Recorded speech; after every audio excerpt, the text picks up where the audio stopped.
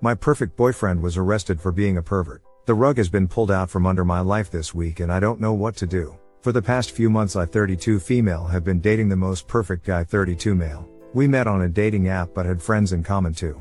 He is tall, handsome, and charming. Perfect dad bod. And he's really sweet and kind and considerate and mature. He also has a great job.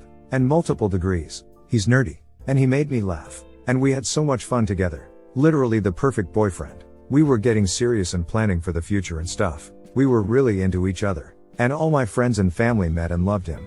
He'd been staying at my place a couple of nights a week because he said he was having trouble with one of his roommates 29 female. They had a big fight and she packed a bag and left. And came back to collect some of her stuff. And he was sad to be at his share house with it looking partially empty and reminding him of their fight. He said the fight wasn't his fault and I believed him. And the other two roommates stayed out of it. The other night, he called me to apologize. He said he'd been arrested that day and that he was out on bail. He was charged with taking intimate photos of one of his roommates without her consent. This was apparently something he planned in advance and did regularly over the course of a few months before he met me.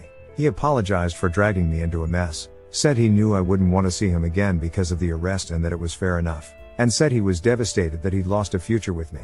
He said this behavior wasn't him and that how he really is when he's with me. He said he'd do anything to just be on a normal date with me again, but knows it's too late. I am heartbroken and confused and sick. I feel terrible for his roommate, and I think he acted in a deeply disgusting manner which I could never forgive. I am 100% on the roommate's side and I think he should be charged for it, and I will never talk to him again. I really don't understand why he did this though. Is anyone able to enlighten me? It's blown up his whole life and he's lost his house, his girlfriend and his job. I just don't understand the motivation. I also still really miss him. And then I feel gross for missing him. And then I get really upset, because it's hard for me to reconcile the sweetheart and the pervert. But I know they're the same person.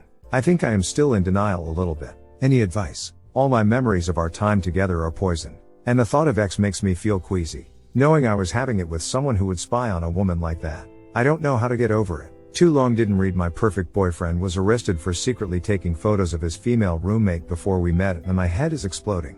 Any advice welcome.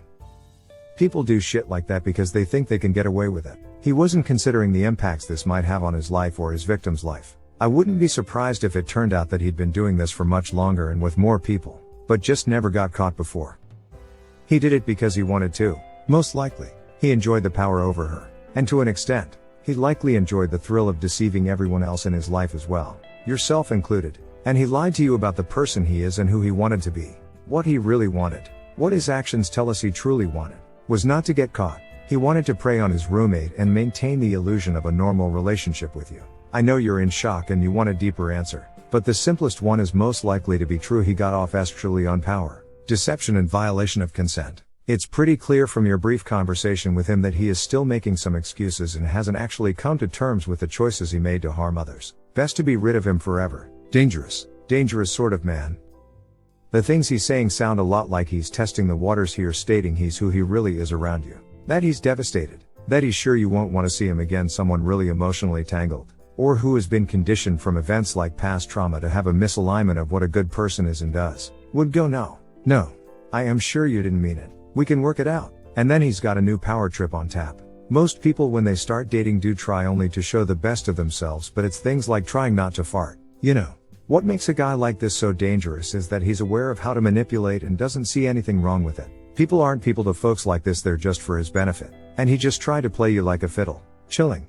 Keep your head together and your distance in place from this guy. Keep being kind to yourself. He's showing you who he wanted you to see. Thankfully, the majority of people aren't this sociopathic. Second story. I found out that my wife has been giving me pills without my knowledge after refusing to have sex with her 3 weeks after my surgery. I am 35, had a rotator cuff repair surgery 4 weeks ago. I am dealing with excruciating pain and discomfort in my entire left arm. I can't use it for the time being and I have it in a sling to prevent movement as doctors advised. My wife is the one who helps with everything.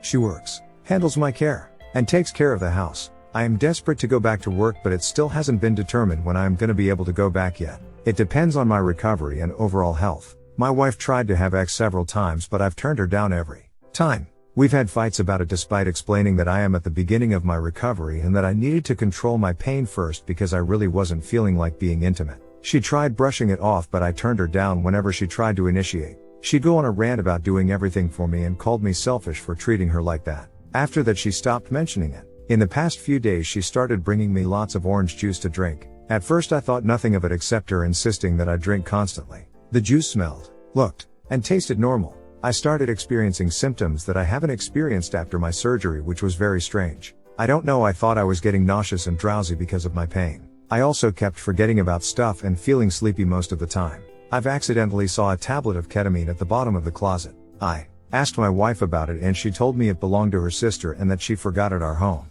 She started shaking and acting strange while she was talking to me. That's when I knew something was off. I texted her sister to ask about it and she had no idea what I was talking about. I confronted my wife immediately. I told her why she had ketamine in our closet. She tried to say that she uses it for pain. But I told her I wasn't stupid, I knew what ketamine is for and is a prescription drug. I kept pressuring her about why she was hiding it and she started crying and admitted that she's been putting this drug in the drinks she brings me since I keep refusing to have sex with her and after I continuously turned her down and she felt she was being neglected. She swore she didn't mean any harm and wanted to have good time with me. I was livid. I told her she was cruel and crazy and that she was no different from any piece of SHT rap T who committed a crime. We had a huge fight and I kept yelling at her for trying to turn this on me and blamed for wanting time to recover. She left the house and we haven't talked to each other for 2 days. My sister has been staying with me to help out and she keeps asking why my wife left. I didn't tell her anything. I feel enraged and completely shocked that she'd do something like that to me. It's been 2 days and I still feel so angry and betrayed by her. She's already apologized and admitted she made a mistake. She's done a lot for me and has been supportive, but I am finding it hard to forgive her after what she's done. Third story. I am 42, am permanently paralyzed and I don't know if I should allow my wife 42F to have sex with a stranger 24M. I've been paralyzed for 3 years now. I was in a serious car accident during the summer of 2017. The tragic news came afterwards that I had been paralyzed permanently. I was in constant shock the first period. But thanks to my wife and my 2 daughters, I felt much better. I sit in a wheelchair and receive help and different types of services around the clock. My wife has taken care of me for these 3 years non-stop. I was suffering from severe depression and drinking problems, but I got through it with her help and she comforted and supported me all the time. My wife is my best friend, my other half and the love of my life. She is the most beautiful and attractive woman I have ever met. We are both of Lebanese origin and actually met during high school.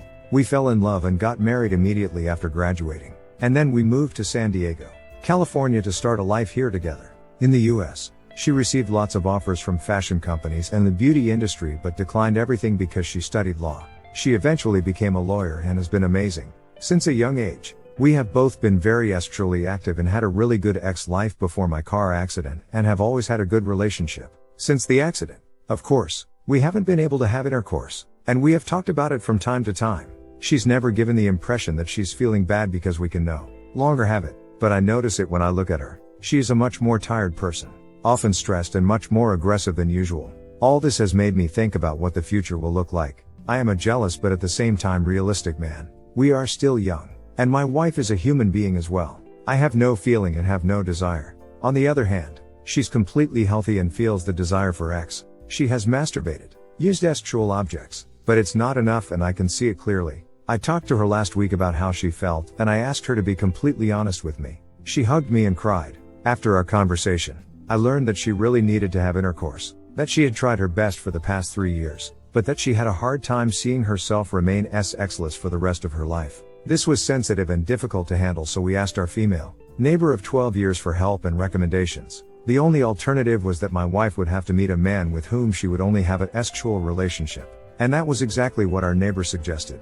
The neighbor suggested looking for a person on dating sites and similar platforms, but I refused. I didn't want my wife to meet someone who lived outside the city and I wanted her to only meet one person and not more. The neighbor finally suggested her former colleague's son.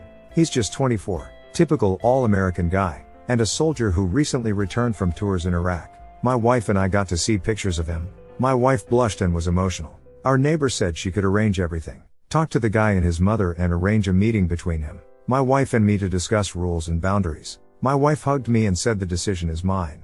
I never thought we would end up in such a situation, but I know she needs it. After all, I am still unsure if I should go ahead with this. What should I do with this situation? Should I proceed with the proposal?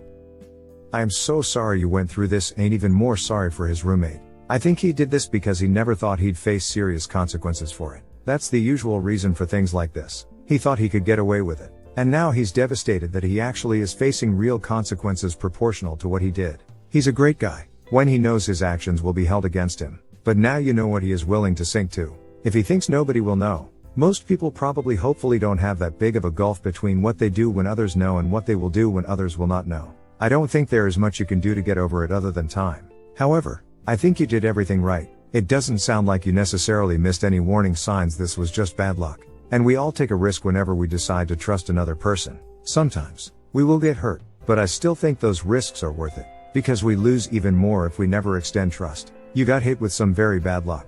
It's going to hurt, but all you can do is move on from it. And know that this sort of thing is uncommon. And so it is unlikely to happen again. Hit like. If you enjoyed this video, consider subscribing to our channel.